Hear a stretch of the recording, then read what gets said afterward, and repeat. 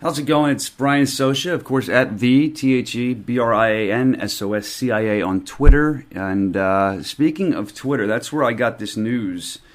Scotty Riggs, you remember him, one of the American males with Bagwell. He was also at ECW for a time. Broke the news on Twitter that his friend, Sean OHaire, had passed away at 43 years old. Man, Sean OHaire, that's sad news. You never want to hear that. And, I don't know a ton about Sean OHaire, the person. I never had a chance to really sit down and talk with him. I know about his life. I know about where he came from. But I do know a couple things about him. I mean, he always struck me as a guy that didn't really like to play any politics in the wrestling business. Struck me as a guy that enjoyed being an athlete. And, it's too young, 43 years old to die.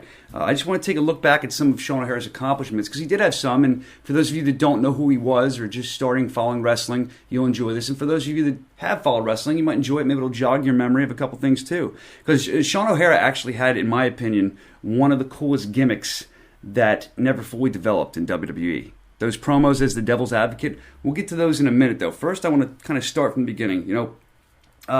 I know he's billed as being from, I think it's Hilton Head, South Carolina.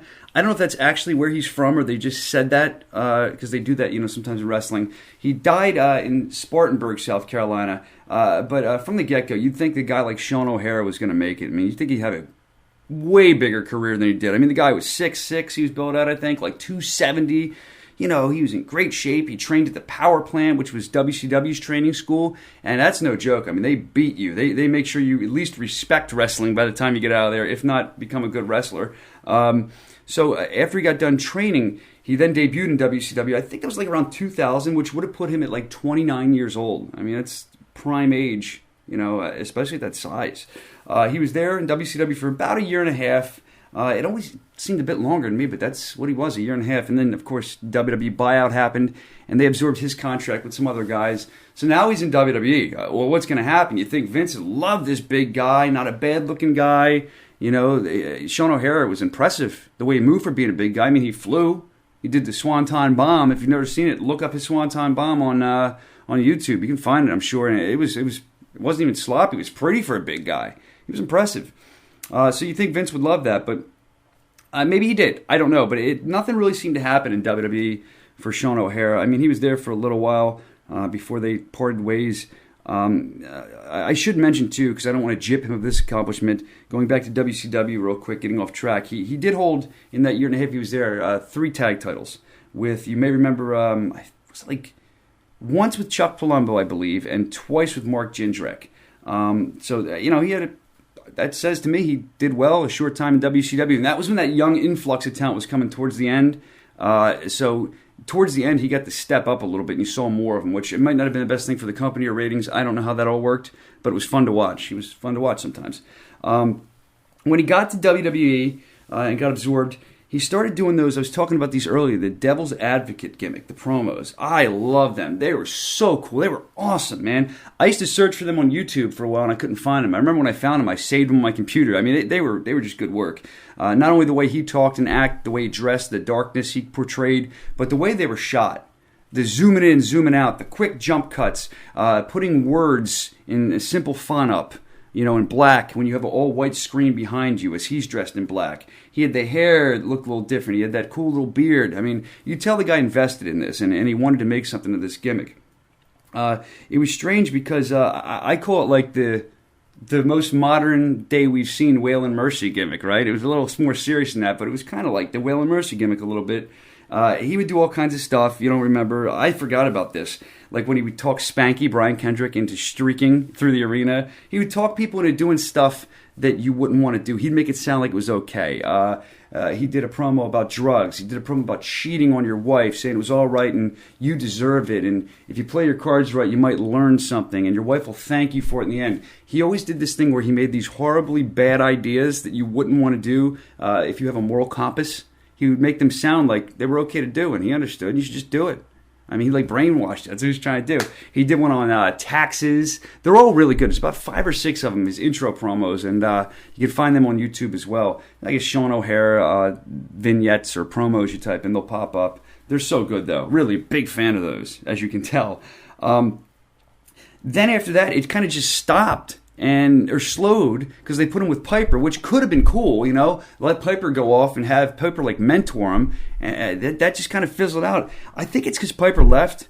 I want to say that was around the time that HBO Real Sports thing happened, where Piper did the silent scream comment, and WWE didn't like what he was saying on HBO Real Sports. So that might have been why they parted ways. But Piper left abruptly, if I can remember correctly. And in my opinion, that was the end. Sean O'Haire was still there, but he was kind of lost. I do know that Sean remained close friends with some people. One of his writing partners, of course, was The Big Show, and I know they were close up till a couple years ago. I think they were still talking on and off here. I don't know how often, though. And I heard it from Sean O'Haire's mouth when he said that the guys who he remained close with or that helped him in the business, aside from Big Show, were Goldberg, because he kind of was in the power plant with Goldberg, so Goldberg would always watch his back, and Goldberg had some clout because of his character and where he was at, and Goldberg would put him over to management and help him out there. He said Johnny Ace also helped him a great deal. So, again, you never want to see this stuff happen. It's just so too young to die, 43. There's no confirmed cause of it. I can tell you his obituary was interesting. They described him as the kind of person, this is a quote, that studied, a kind person that studied Buddhism and was also employed as a personal trainer at Excel Fitness in Spartanburg, South Carolina. So I guess he was working doing that, and he's survived by his father, 3 brothers, and his cat, they said, Theodore. So I guess he must love cats too. But now here's the thing. It's interesting that he works as a personal trainer, I guess currently, or he did till he passed away, at Excel Fitness, because I do know that he owned a fitness center. I want to say it was called something like Breakout or Breakthrough Fitness, which was in South Carolina. So, he had some money to throw into that. I don't know how the gym went, but I know he was maybe a partial owner in that. He also, like I said, was in New Japan Wrestling for a while, and they probably liked him, a big foreigner. That's what they like in New Japan a lot of times for Americans. He did his MMA and kickboxing. Now, he was doing some of that stuff before he even got into pro wrestling. He actually went back to it when he left pro wrestling. I think he started martial arts 10 years old, so the guy had a wealth of knowledge and experience in it. When he went on to do the pro fighting for MMA and kickboxing and stuff, I think MMA, his record was something like 4 wins, 2 losses. 2 of those coming by knockout, 1 by TKO, and he had the 1 submission too. And the losses, he had 1 TKO against him and 1 submission. So not a bad record for a short career there. He won 17 tough man competitions apparently prior to getting into wrestling, which that says a lot right there. He won 17 tough man competitions. That's insane. You wouldn't want to mess with him.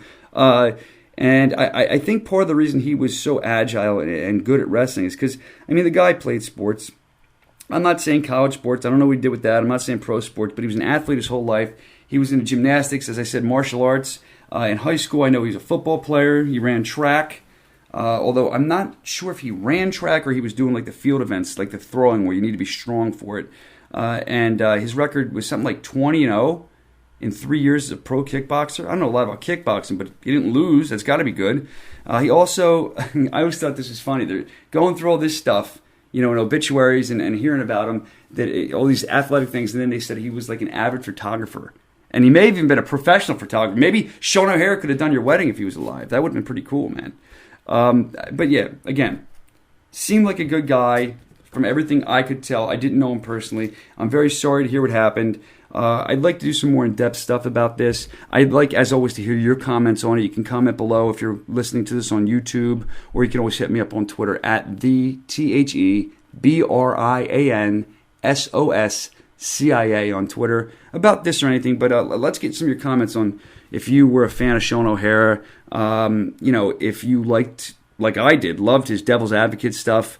Maybe you've never seen him and you want to learn more about him. In that case, hit me up on Twitter or whatever, and I'll shoot you some links to the stuff I like so we can share it and you can see what he was all about. But R.I.P. to Sean O'Haire. Thoughts with his family and everything like that, and his friends. You never like to see this. I said that about 10 times, but you really don't. It's always sad to see when they add another name to the list. So Sean O'Haire, thanks for some fun stuff. As a fan, I enjoyed watching him, and I just hope he's off in a better place, right? We'll keep this going. Definitely more stuff coming up in the future. As always, press the subscribe button. Listen, I'm plugging stuff as I'm talking about a guy dying. That's really shallow of me. I'm sorry. But, I do actually feel very bad about this. But you can still subscribe, too. You got to find laughter in death, otherwise it'll drive you nuts. All right, thanks again for checking it out.